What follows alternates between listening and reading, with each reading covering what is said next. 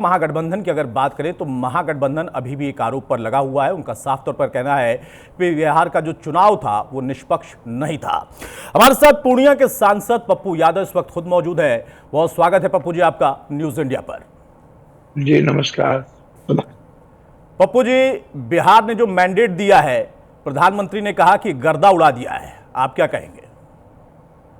पहले तो प्रधानमंत्री जी से हम आग्रह करेंगे, कितने बड़े बम ब्लास्ट हुए हैं बनारस, कश्मीर में हुए, दिल्ली में हुए। आप बर्थडे मनाने चले गए, आप डांस कर रहे हैं जीत से। आपको थोड़ा भी संवेदना नहीं बची कि आप अभी लाश घर में गई हैं, अभी जले भी नहीं होंगे शरीर, और हम लोग यहाँ पर राजनीति कर रहे हैं। एक दूसरी चीज, प्रधानमंत्री जी, ये बड़ी संवेदनशील मुद्दा है। हम दिल की गहराइयों से सम्मान करते हैं बिहार की जनता का, और नीतीश कुमार को बधाई देते हैं कि एक बार इस उम्र में भी और 20 साल के बाद बिहार की जनता का भरोसा, विश्वास, उम्मीद, सपना और खुद को एक अच्छे व्यक्ति के साथ खड़े रहने का फिर एक बार भरोसा किया। जी नीतीश जी को बधाई। लेकिन ये जीत, यह कहना, मैंने खुद देखा है बिहार के हर चीजों को, 40-40 हजार वोट एसआईआर में काटे गए। एक जगह 40 हजार वोट कटे। हर इंडिया गठबंधन के उम्मीदवारों का वोट बढ़ा। अगले बार जहां 64 हजार वोट मिले थे, इस बार 90, 93, 95 हजार। और बीजेपी को जब जहां 93 हजार वोट मिले थे, वहां 1,27,000, 30,000, 32,000 लगभग। जैसे दोनों डिप्टी सीएम को इक्वल वोट मिला है, एक ही, एकदम इक्वल। 1,00,000 इतना, हजार इतना, इक्वल, जरा भी एक भी कम नहीं। तो यह कहना कि हमने 40,000 करोड़, 20,000 करोड़ महिलाओं को दिया और 20,000 करोड़ जनता के पैसा को आपने पेंशन अन्य चीजों में लगाया, मतलब खजाना। स्विस बैंक से जो पैसे 14,000 करोड़ आए, उसको भी आपने वोट लेने के लिए, जैसे किसान वाला भी पैसा आपने वोट के वक्त ही 3 महीने का एक बारी 30,000 रुपया आपने डाला। और जब आचार संहिता लगी हुई थी तो तीसरी किस्त आपने 6 तारीख को डाली। मतलब बिहार की जनता जो अपने नौकरी, रोजगार, अपने वेतनमान, पलायन, बार, फैक्ट्री को लेकर के मुद्दा, एसआईआर को लेकर के मुद्दा था, आपने वोट के ठीक 1 सप्ताह 5 दिन पहले हमारी माँ बेटियों के हाथ में पैसा आपने दिया। वो मेरा ही पैसा था, और माँ बेटी ईमानदार होती है तो उन्होंने पप्पू आपको जी, आप क्या उस कह रहे हैं? पैसे पैसे के बल पर चुनाव जीत लिया है क्या? तो 40,000 करोड़ रुपया एक कहां से आया? और विकास तो था नहीं, यूथ ही इनके खिलाफ था। और वोट एसआईआर के बाद घटे तो इनके वोट कौन बढ़े? और चुनाव आयोग बोलते हैं एसआईआर के बाद कि 7 करोड़ लगभग 43-42 लाख वोटर अब बच गए, और वोट कास्ट होता है 7 करोड़ 45 लाख। ये 3 लाख वोट कहां से है? दो। तीसरी चीज, आप बिल्कुल 16 हेलीकॉप्टर सारे सीएम पीएम से लेकर के बिहार में लगे हुए थे। पप्पू जी, हमसे ये तो हमसे पार्टियों का गलती अपना हुई। विशेषाधिकार होता है ना। आप भी सुनिए देखिए ना, हेलीकॉप्टर से गए थे, आप निर्दलीय सांसद हैं। सुनिए ना, आप भी किसी मंच पर गए थे, वहां पर भी आपको जाने नहीं दिया गया, लेकिन दूसरे मंच पर आप पहुंचे, प्रधानमंत्री के साथ आपने मंच साझा किया। ये तो पार्टियों की रणनीति होती है, नेताओं की रणनीति होती है। क्या इसकी वजह से ये परिणाम आया है? मैं क्या रहा हूं? नहीं, परिणाम में बहुत सारी चीजें, जी हमारी गलतियां भी है, हमारी भूल भी है, फ्रेंडली फाइट भी है, लेट से कैंपेन भी है, हमारे भी कुछ गलतियां हैं।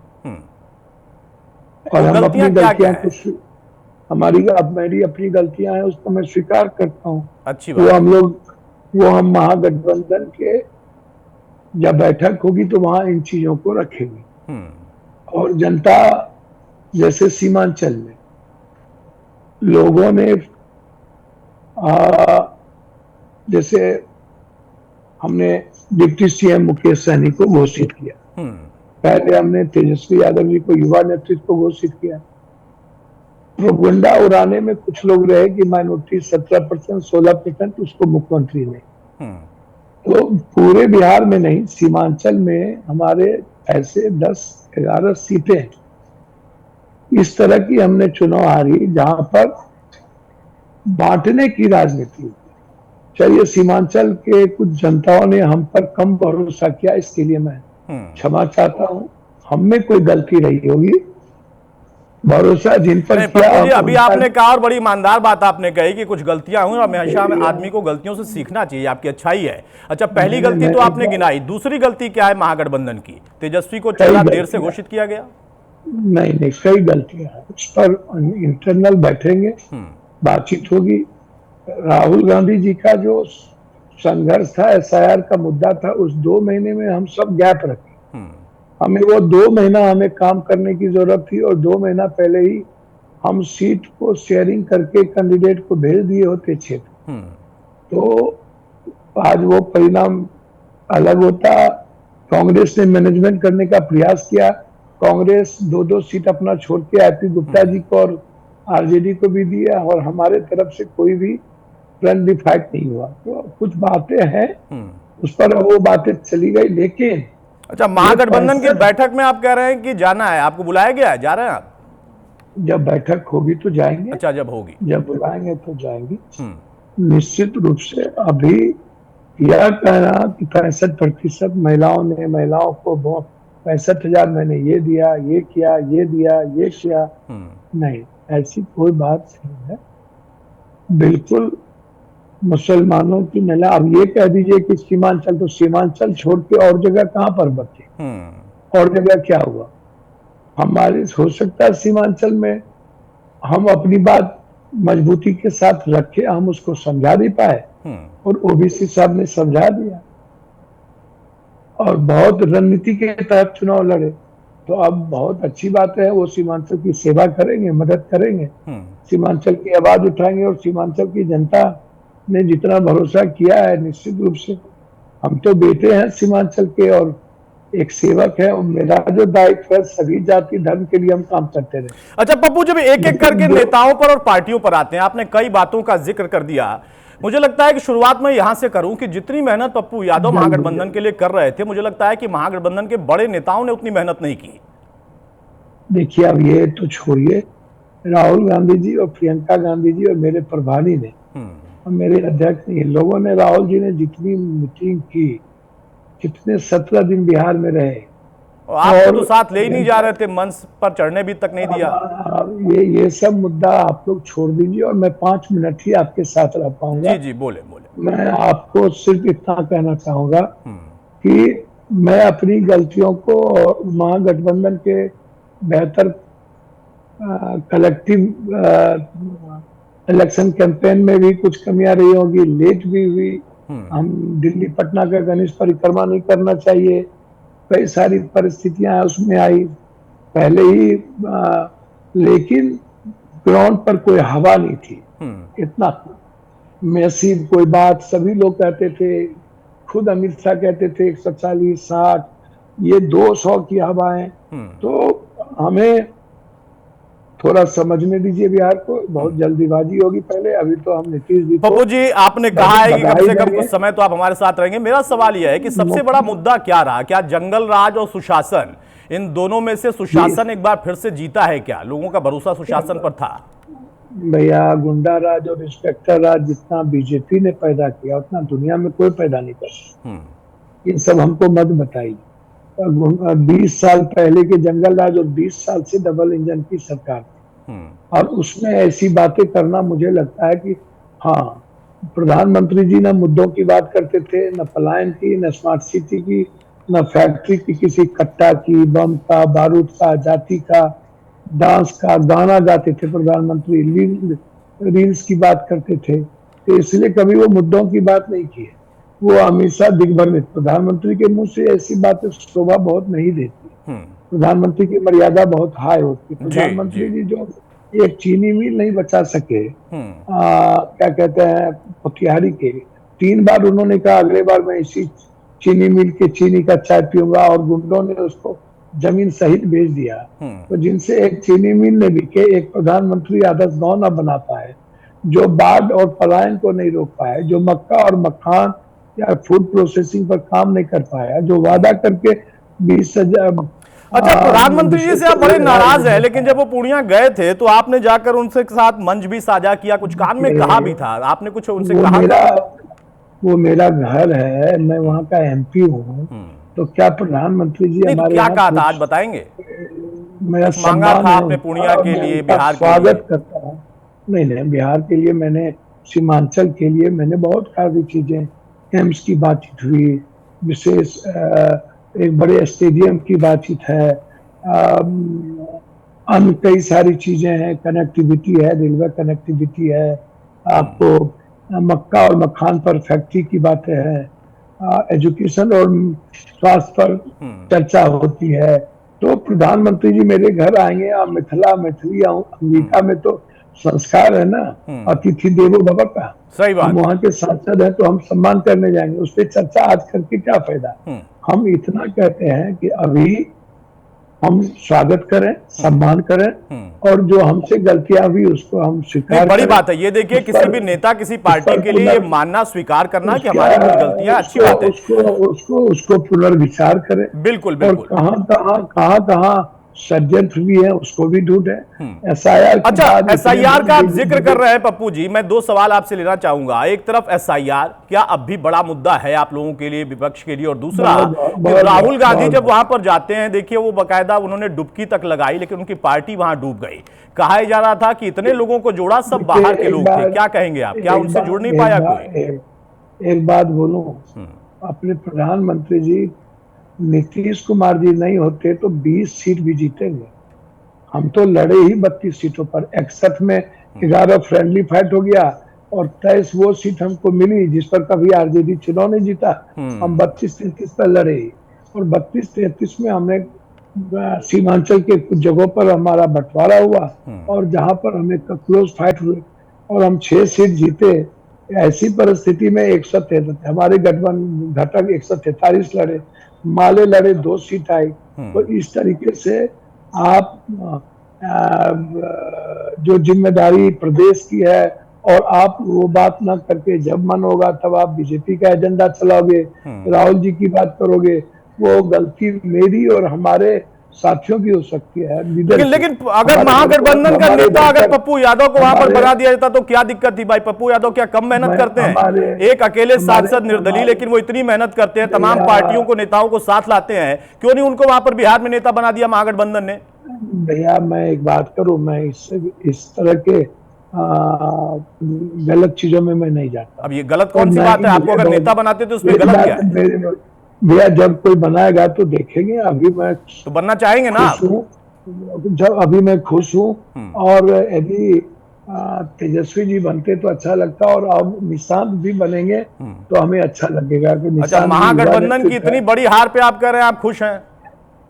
भैया सुनिए ना, खुश ना हो तो रो, क्या नए सवेरे नहीं होते हैं क्या? आपको याद नहीं है, हिटलर से कहा गया था, क्या बोला गया कि भैया तुम पैसे जीत गए, तो उन्होंने क्या कहा कि पहले मुर्गा को चारा दिया गया, बाद में उससे लिया गया, फिर क्या हाल हुआ, आप उठा करके उसको तो ये देखिए। मुर्गा कौन आप था फिर ऐसे, बिहार की राजनीति में? किसको भैया चारा दिया छोड़िए गया?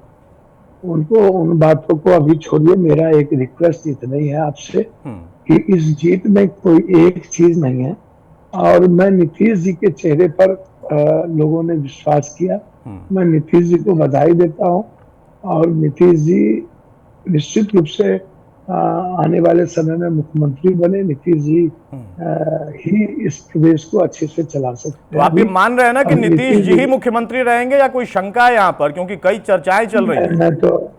मैं तो चाहूंगा नीतीश जी के नेतृत्व में ही मुख्यमंत्री बिहार सरकार, बिहार की जनता आगे बढ़ना चाहती है, उन्हीं के फेस पर वोट दिया है। उनके साथ किसी भी तरह का विश्वासघात बिहार की जनता भर नहीं करेगी, और हम तो परिवार की तरह नीतीश जी के लिए खड़े हैं। हम तो चाहेंगे आने वाले समय में हमारा युवा नेतृत्व निशांत जी बड़े भरोसे के साथ आगे बढ़े। तो आप नीतीश के बेटे के लिए कुछ उम्मीद कर रहे हैं, निशांत के लिए? निशांत भी मेरा छोटा भाई है, बेटे की तरह है, वो भी है, तेजस्वी जी भी है, सभी लोग मिल करके आगे बढ़े। और वो तो नीतीश ही कुछ नहीं कहते हैं उस पर। हाँ, अभी तो हमारे लिए नीतीश जी हैं ही, और नीतीश जी का रेस्पेक्ट बहुत ऊंचा है। अच्छा, नीतीश जी को बड़ा अस्वस्थ बताया गया, महागठबंधन में खूब प्रहार किया। ये क्या स्ट्रेटजी महागठबंधन की थी, या नीतीश बाबू की खुद की स्ट्रेटजी थी कि अपने आप को थोड़ा सा अस्वस्थ दिखा दो, कंफ्यूजन पैदा हो जाए, सिंपैथी वोट मिल जाए, क्या था? मैं तो कभी नहीं कहा नीतीश जी अस्वस्थ। नहीं, महागठबंधन के लोगों ने कहा है, खूब कहा है। नहीं, कांग्रेस ने कभी अस्वस्थ, उनके तेजस्वी ने बोला है, आपके सीएम फेस ने बोला है। तेजस्वी जी विपक्ष के नेता हैं और वो साथ महागठबंधन के नेता है भाई। भैया मैं वही कहा, मैंने कभी नहीं कहा, और मैं आज भी कह रहा हूँ कि नीतीश कुमार व्यक्तिगत तौर पर बहुत अच्छे हैं। प्लीज अब हमको माफ करिए। मैं इतना चाहता हूँ कि जो बिहार में घटनाक्रम हुई है, एक तरफा नहीं थी। यूथ का मैंडेट इंडिया गठबंधन के साथ था, और सभी जात के महिलाओं ने वोट नहीं दे दिया। ठीक है, महिलाएं ईमानदार होती है, महिलाओं को कुछ मिलता है तो दी जाती है। तो ईमानदार वोटर तो ईमानदार ही होना चाहिए ना। महिलाएं अगर ईमानदारी से वोट करती है तो उसमें कोई बुराई है? बात महागठबंधन क्यों नहीं समझ पाया? मैंने आपको कहा था कि मैं थोड़ी देर। अच्छा, एक दो सवाल, आपका गला बैठा है, मैं जान रहा हूं, बहुत मेहनत की है पप्पू जी आपने। आप निशांत का बार बार जिक्र कर रहे हैं, क्या लगता है भविष्य में आपको नीतीश जी के बाद, क्या आप निशांत के जरिए कुछ उम्मीद कर रहे हैं?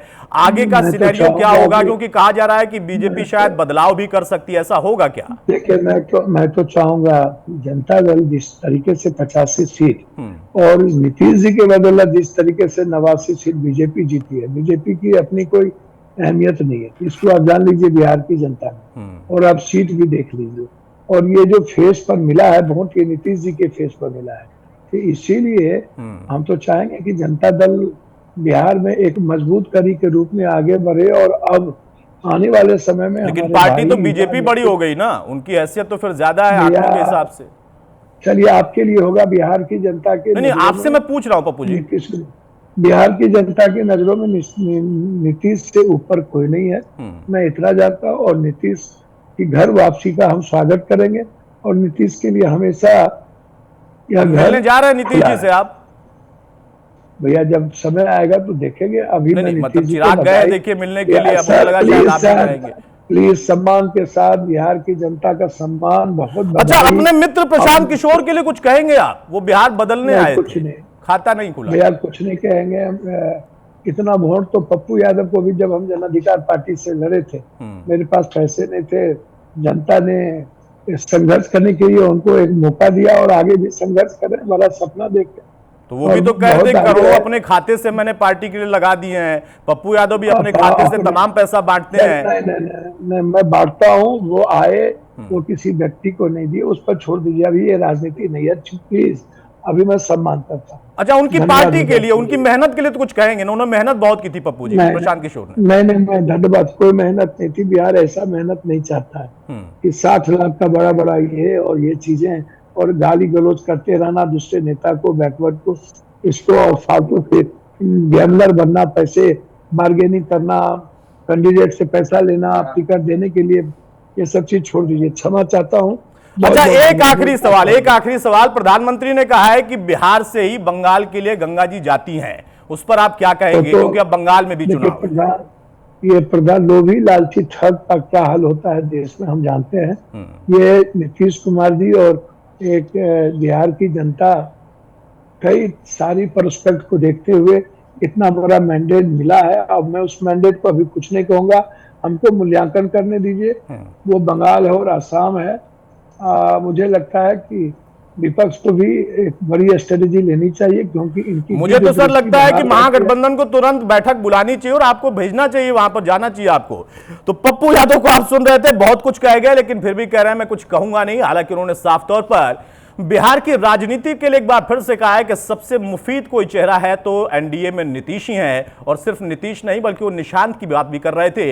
अब ये नई स्ट्रेटजी हो सकती है, लेकिन उन्होंने ये भी कहा है कि कई गलतियां, एक नहीं दो नहीं बल्कि कई गलतियां हैं महागठबंधन की, जिस पर जब उनको बुलाया जाएगा महागठबंधन की बैठक में वो भी जाएंगे, चर्चा करेंगे और मंथन चिंतन करने के बाद बताएंगे कि ये आप लोगों की गलती है, कम से कम मुझसे तो पूछ लेते।